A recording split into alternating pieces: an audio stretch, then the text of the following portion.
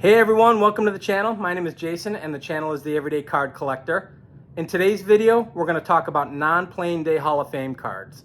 What I mean by that is there are a lot of new series coming out in cards, a lot of different sets coming out, and what each of these sets tends to do, and it's been happening for years, is they'll produce cards of players who are already retired or already in the Hall of Fame. If you follow hobby news at all, I don't know, I'm guessing maybe about a month and a half ago, there was a big deal made about a release. I think it was a Bowman release, if I'm not mistaken. And there was a one-of-one Babe Ruth card in it, and that was going to be the big hit. You know, here we are in 2024, 2023, producing Babe Ruth cards, and they're one-of-ones, and they're going to be worth a ton of money. That's a perfect example of a non-playing day Hall of Fame card, in my opinion. And that's what I'm going to be showing you. Guys who are in the Hall of Fame or guys who are already retired, possibly guys who have passed on, and they're still being produced in cards to this day. So it's a lot of new product or newer product with older players in it. And this type of card never really, I never really got interested in this type of stuff. But what I was seeing as I was buying some of this newer product and seeing some of these cards is they're really good looking cards. They're nice cards. I prefer plain day cards, which is one of the main reasons I collect vintage.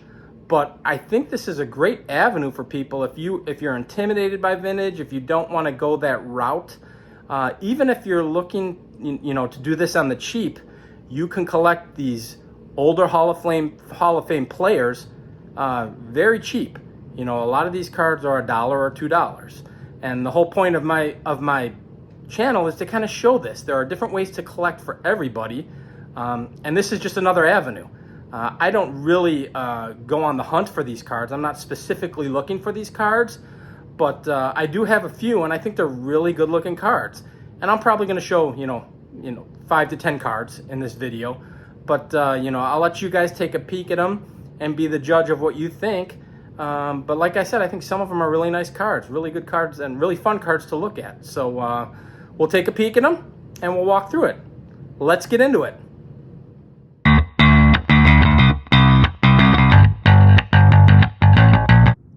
All right, so as I mentioned in the intro, I'm going to show a couple non-playing day cards of a couple Hall of Famers, or possibly not even in the Hall of Fame, but previous players.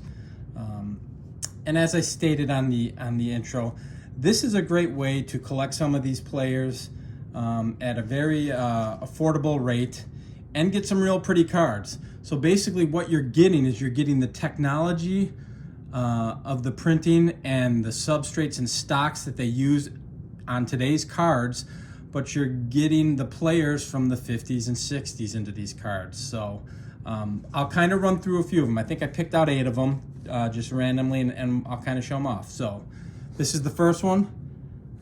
I believe that's out of 2021 Absolute, which is a non-licensed product. That's Ken Boyer. But as you see, because it's non-licensed, you don't see the Cardinals logo on his helmet, and they stay away from showing that on his jersey.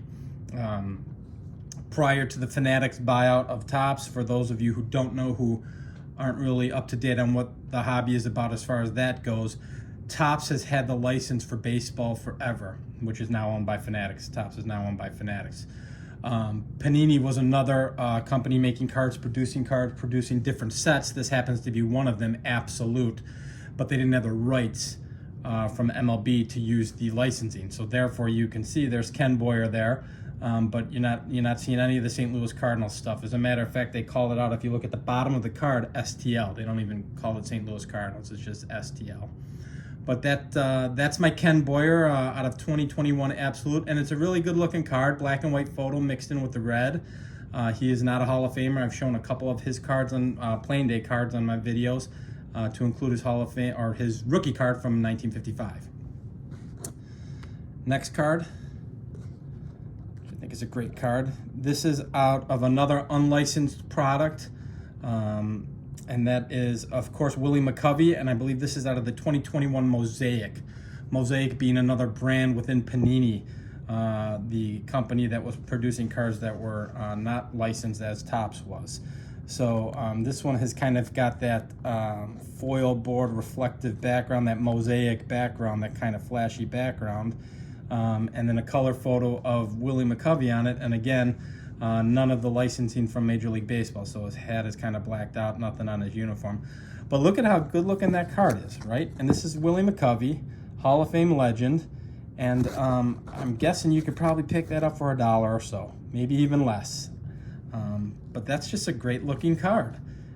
Fun. And even if you're a dad or a mom and you're trying to get your kids into the hobby, this could be a route to go, to be able to collect these, and they can learn about these players based off of these cards, which I think is fantastic. Here's my next one, also out of the same set, 2021 Mosaic. And I think this was an insert of some sort, and that's Eddie Matthews. And again, you're kind of got that stained glass background with a black and white photo. How cool of a card is that? That is just a really good looking card, great looking card. The mosaic pattern in the back, and legendary Hall of Famer. So you're getting the technology and advantages of what they can do with cards in 2021 when this was printed, or 2020, and you're getting Hall of Famers from the 50s and 60s on these cards. So very cool card. Next card, Allen and Ginter, which is a top set. Therefore, you're seeing the licensing on his hat. And there's my Lou Brock out of 2021 Allen and Ginter. And this is just the Allen and Ginter harkens back to a classic look.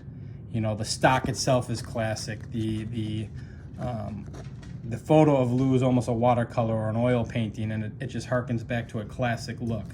So I thought that was a very cool card as well. And again, Lou Brock, been retired forever, is in the Hall of Fame, and they're printing them in 2021 tops. This is a great card. I love this card. This is out of 2021 tops as well. This is the flagship product, and it's a Roy Campanella. Now, what I will say about some of these cards is they are short prints, or what you might hear in the hobby as an SP or a super short print, SSP. I believe these are short prints of some of these retired players who are in the base sets of products they're producing now, which means they don't print as many of them. So they might be a little more expensive or have a little more value to them if you're looking into purchasing some of these. And I'm not 100% certain what they're going for, but I would guess like a card like this maybe between, I don't know, I'm going to give you a wide range because I'm not 100% certain. I'd guess between $3 and $10 for something like this, because it's quote unquote a short print. But there you can see the stats of Roy Campanella when he was playing from 1948 to 1957, but the card was made in 2022. So how cool is that? And then somewhere down below here, guys, there are codes. I'm not real familiar with the codes, but if you get a chance and you can zoom in on your cards, you'll see a code there, and there are codes that designate short prints and super short prints, and I don't know what those codes are, but I just think that's an awesome looking card, kind of vintage looking photo on a set that was produced 2 or 3 years ago, and it just looks great. The next three I'm going to show you are out of, and they're going to be the last three that I have. They're out of Stadium Club Chrome, which is another set that I just think looks fantastic. So this is 2022 Stadium Club Chrome, and there's my Joe Morgan. And just a very good looking card. So you're looking at those older pictures. I think Stadium Club, as most people, if you follow some of this hobby content, most people believe Stadium Club has some of the nicest photography in it, and then when you add the chrome to the background, it's just fantastic. So there's my Joe Morgan 2022 Stadium Club Chrome. This is awesome. There's my Willie Mays, again, Stadium Club Chrome 2022. Tell me that isn't a beautiful card. It's fantastic. On the backs have a little information about them. It's got their stats, or their career stats at the bottom there. Just fantastic stuff. And like I said earlier, if you're looking to collect some of these guys at a very inexpensive cost, this is the way to do it. I bet you can go to a show and find most of these in a $1 box or less. And then my last one, which I think is a beautiful card, also out of 2022 Stadium Club Chrome, my Jackie Robinson. So how cool is that? In the dugout, just a beautiful card, absolutely beautiful card.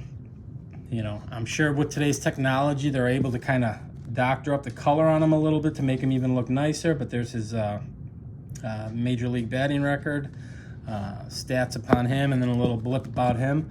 But just a gorgeous card. And, you know, how can you not like that? Don't get me wrong. His playing day cards are phenomenal. His 56, his 55, his 50, you know, they are all great looking cards. But this is a pretty good looking card, and it probably cost you $1 or $2, I'm guessing. You know, don't quote me on the prices because I could be off by a couple bucks, but very inexpensive to get these cards.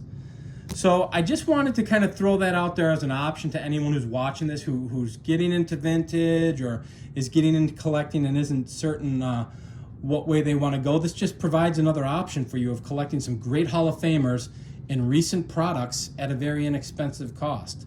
So I just wanted to kind of show that in this video. If you like and appreciate this kind of content, please like and subscribe. And until the next video, we'll talk to you then. Thanks, everybody. Bye-bye.